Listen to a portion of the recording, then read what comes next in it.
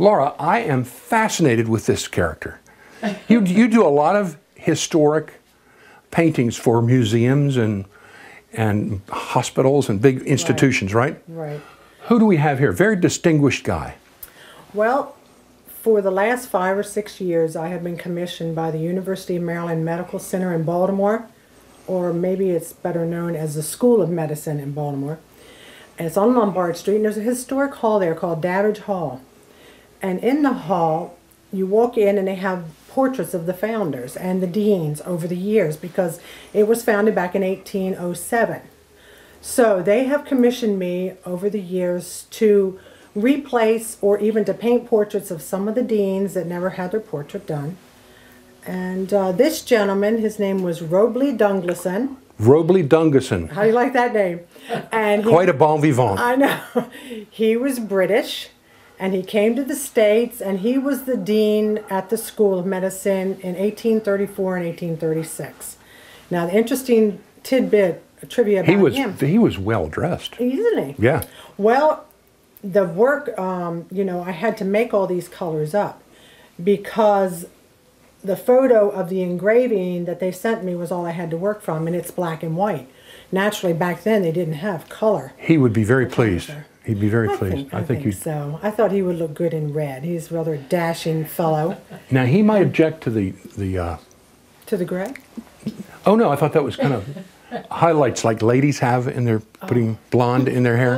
Well, but Well, actually, maybe he is did. a highlight. He wanted to be a highlight. Anybody who looks like that, they want to be the highlight. You're right. Well, You're right. The interesting thing about him, he was a personal physician to President Thomas Jefferson, James Madison, James Monroe, and Andrew Jackson, 4 presidents. And he was at Jefferson's bedside on the day he died on the 4th of July. No wonder he's dressed so well. Yeah, really.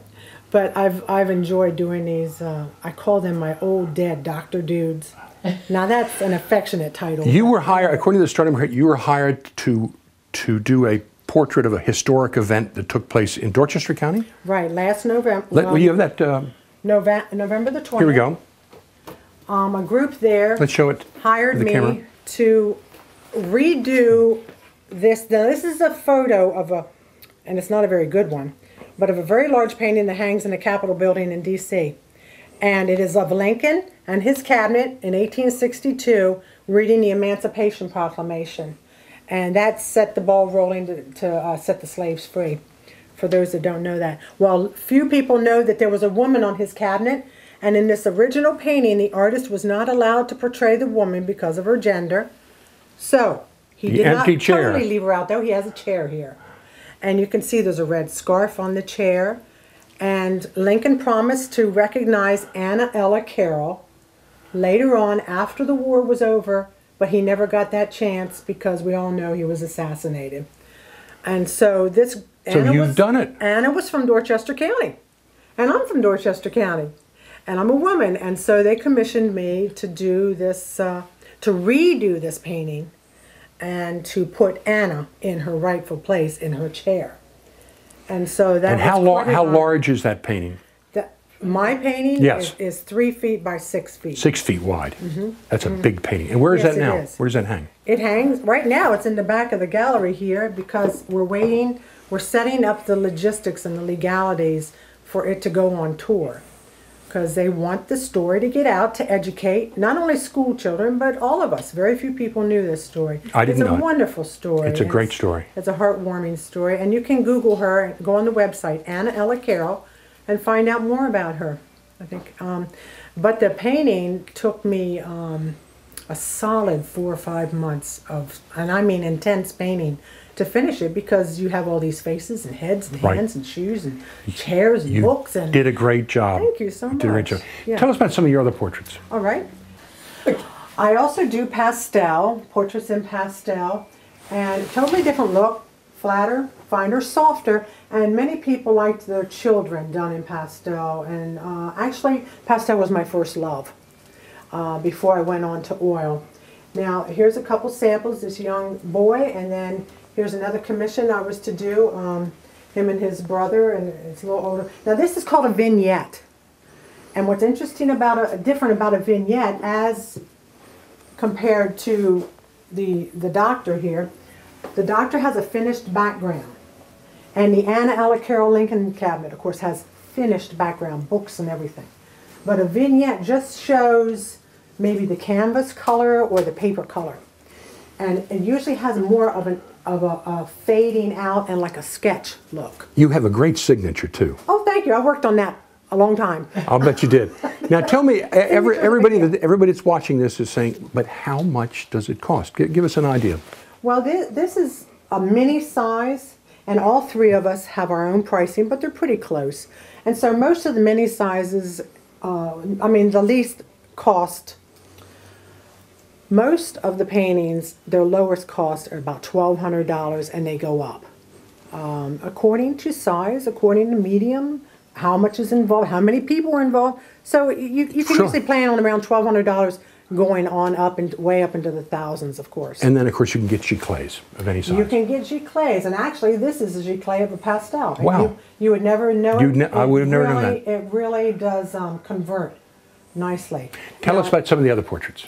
Okay, well, one I'd really like to talk about is one that's over here. Okay, just grab it and bring it back. Okay.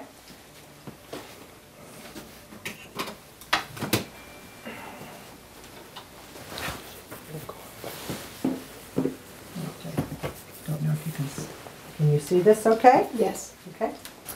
Now, this is a portrait of my mother and my father, Dorothy and LT. This is Dorothy, who we just spoke with. This Is Dorothy your who mother. we just spoke to. And this was a different time, of course, in her life. This was back in the 40s when my dad had just come home from the war. And he was on the last boat to arrive in America. He didn't get home till May of 46. And so he and Mom had been writing and keeping in contact.